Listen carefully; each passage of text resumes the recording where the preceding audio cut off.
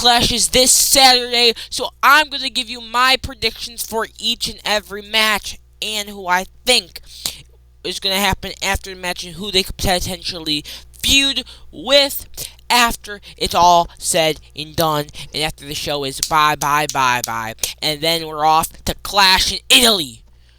So, you don't always remember that, though. Clash in Italy.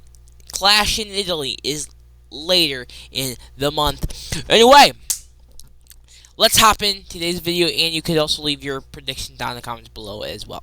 Let's get into it. Starting out first, we got Danhausen taking on The Miz and Kit Wilson in a tag team match, with Danhausen having to pick a mystery partner himself. Now, nobody has no clue who the mystery partner is. People have been speculating. Just John Cena. No, John Cena's retired, guys. Stop thinking John Cena's going to come out retirement. He's not. But if I was Danhausen personally, I would probably go for like an Obafemi, because Obafemi would just do all the work. Honestly, be the quickest match of my life. Easiest match of my life if I was Danhausen personally. If I'd go personally for Obafemi. But I don't really care who the mystery partner is. I really don't, and I have no clue who it will be anyway, because I'm not that smart at thinking that correctly. But I'm going to pick Danhausen is going to win this match. Now, it literally can be anyone anyway. It could be any person under the sun to be Danhausen's mystery partner. I think Danhausen is going to win either way, because Danhausen can sell merch like it's nobody's business. For real. I've never seen a guy like this guy sell as much merch as he does.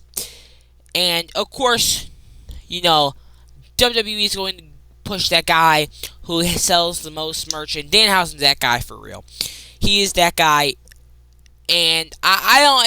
His tag team partner could be literally anyone from any brand. It could literally be John Cena, but it really isn't John Cena. It's him, John Cena, being invisible. It could literally just be invisible John Cena, and Danhausen will win it. I don't really know. I'm going to go with Danhausen anyway, because it's Danhausen.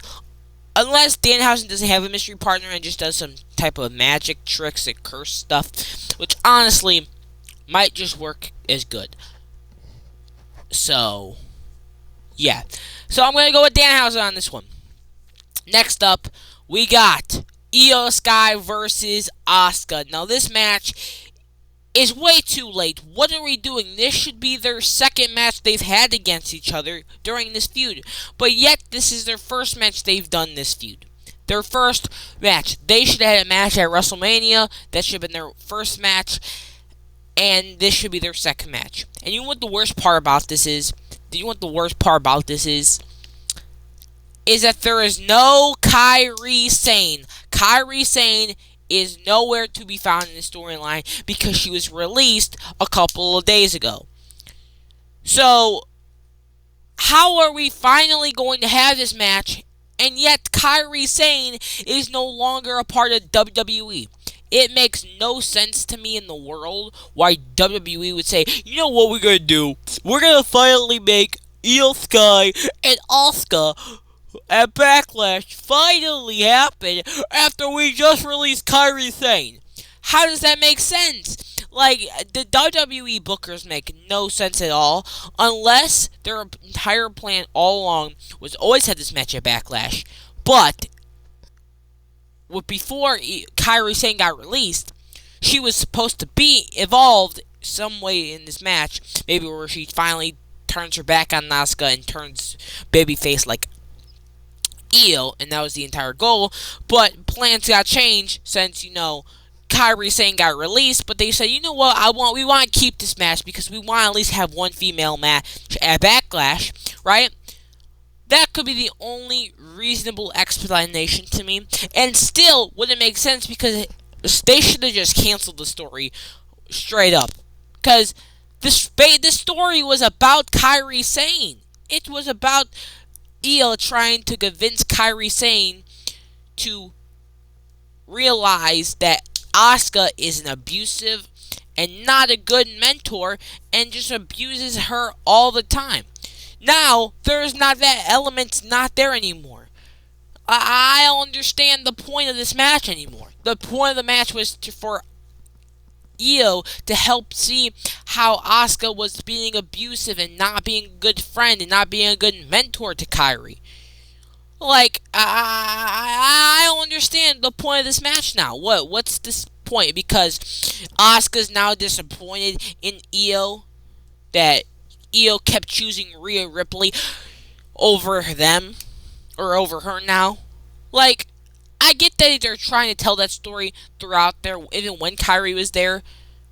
But everyone knew that the real main point of that story was for Kairi saying to finally break free from Asuka. Now, I did see a report, I don't know how true it is, but there's a 50% chance people within the company believe there's a 15% chance that Kairi shows up at Backlash. And honestly, I don't believe it one so bit ever. Because I don't like trusting those news sources, because I have a bad feeling that some of them are wrong. Right? And I've only seen one post about it. I haven't seen multiple posts about it ever. So I might have been seeing stuff, I might have got trolled. So I'm not going to believe it. One bit. So, I'm probably enough yapping. I'm going to pick... why not? Let's give it to Asuka. Have Asuka win at Backlash. I don't really know why. I just think... I don't know. I feel like we should just have this Asuka win. Maybe they could just do more matches. But I'm going to go with Asuka on this one because I feel like Asuka should win. Her first PLE since, like, forever ago. I don't really know. Next up, we got Seth Rollins versus Braun Breaker. Now, these two have history. Of course, Seth Rollins, a year ago at WrestleMania 41, aligned with Paul Heyman, creating the Vision, and then the Raw after Mania. Braun Breaker helped Seth Rollins beat up Roman Reigns and CM Punk. They formed the Vision. Bronson Reed joined later in May. Voila. Seth Rollins, Braun, Bronson Reed, Paul Heyman, they all created the Vision. And during the summer, the Vision was dominant. Seth Rollins won the Money in the Bank briefcase. He won the World Heavyweight Championship at SummerSlam. But then, unfortunately, Seth Rollins got injured, forcing him to be kicked out of the Vision by Braun Breaker. And him having to vacate the title and go off for a couple of months. Then Braun Breaker took charge of the Vision, added Austin Theory, Logan Paul, all that stuff. Then eventually Seth Rollins came back, costing Logan Paul his opportunity at the Elimination Chamber a couple months ago. And ever since then, Seth Rollins is officially back to kill the thing he created, which was the Vision. And even when during Seth Rollins' hiatus, Braun Breaker went for the World Heavyweight Championship over and over and over again, but he kept failing and kept losing. And then eventually he got injured. Then Bronson Reed got injured before Seth Rollins could even return, leaving Austin Theory and Logan Paul by themselves. But good thing Braun Breaker came back very soonish at WrestleMania 42, costing Seth Rollins his match against Gunther, letting Seth Rollins lose at WrestleMania 42. And now we finally get this match at Backlash. Now, a bunch of injuries has happened since a year ago to now. So we don't know if this was always the plan. It probably wasn't. I have a feeling that this Vision storyline was supposed to be stretched out way, way sooner. Like, way farther back. But since the injuries happened, WWE just made a decision to have it now. Like, I have a feeling that this would have been like a WrestleMania 43 match if Seth Rollins didn't get injured and all the stuff that has happened in the past 8 months happened. I think this would have been completely pushed back. So, yeah. But I don't think these two men are going to have just one match. That wouldn't make sense for the story at all. I think they're going to have multiple matches throughout the summer. And of course, I think this match is going to be like the singles match. Obviously, is a singles match, first match up. But then, of course, you got the other matches. Like I'm gonna say, I feel like they might do a tag team match Vision against Seth Rollins and whoever he picks from the Street Profits, probably. And then maybe at SummerSlam we finally get the big, moment where you have Seth Rollins and Braun Breaker and maybe a stipulation match. Who really knows? But I'm going to go with, I think Braun Breaker needs this win because Braun Breaker has been on a very nice couple of losing streaks recently. So I think Braun Breaker should win this match. Then maybe Seth Rollins can win the next two matches if they want to finish this big up at SummerSlam. So I'm going to go with Braun Breaker wins this match here at Backlash. And then, of course, I think that this feud is nowhere near done. I think that this feud is going to go all the way until SummerSlam. So I think these two are going to be busy with each other until SummerSlam. So, yeah. I'm going to go with Braun Breaker, though, because I feel like he needs at least the first match if he's going to lose the feud. Okay, next up, we got Sami Zayn versus Trick Williams for the United States Championship. Now, these two have been going at it since Trick Williams has debuted on the main roster all the way back in January. And a lot of stuff has happened since WrestleMania. Like Sami Zayn being turned on, or no, not really since WrestleMania. I mean, like, since probably January. The crowd has completely turned on this fraud of Sammy Hogan, right? And everyone loves Trick Williams. Then, Sami Zayn stole the United States Championship from Carmelo Hayes. Then, we see this match, Trick Williams, Sami Zayn for the United States Championship at WrestleMania, get made official. And at Backlash, we see Trick Williams versus Sami Zayn again. This time, Trick Williams is champion. And during the lead up to this match at Backlash, we've seen Sammy Hogan do unbelievable actions to people close with Trick Williams, like the Gingerbread Man. The Gingerbread Man was unprovokingly killed by the disgustingness, the fraudlessness of this man right there, Sammy Hogan. Say it with me, everyone. Sammy Hogan. Because everyone knows that this man right there, Sami Zayn, is nothing better than a guy who's going to get his face carved up and in by the Lemma Peppa Steppa Man, Trick Willie. And I think it's only right and it's only fitting for the United States champion, Trick Williams, to put his knee straight in the face of this fraudulent man in Sami Zayn. We need to make sure he goes back where he comes from, all the way in Montreal, Canada, where he can start speaking French again. Because we all know that Sami Zayn is nothing but a fraud and a guy who doesn't even deserve to be in WWE or even near the presence of one of the best wrestlers that has come from NXT in the last 5 years in Trick Willie, the United States Championship. So Trick Williams, you better put your knee to his face and knock this man out for 3 seconds and retain your United States Championship. All my money is on Trick Williams to win and retain at Backlash. And if he doesn't, I'm going to have a word with the guy who has a pacemaker in Gorilla. Because I'm going to have to talk to him and understand why he has an obsession with this fraud in Sami Zayn, who doesn't even deserve to be on a WWE contract and deserves to be where Aleister Black is right now, and that is a free agency market on a 90-day... Okay, hold on. Okay. My bad. I'm sorry.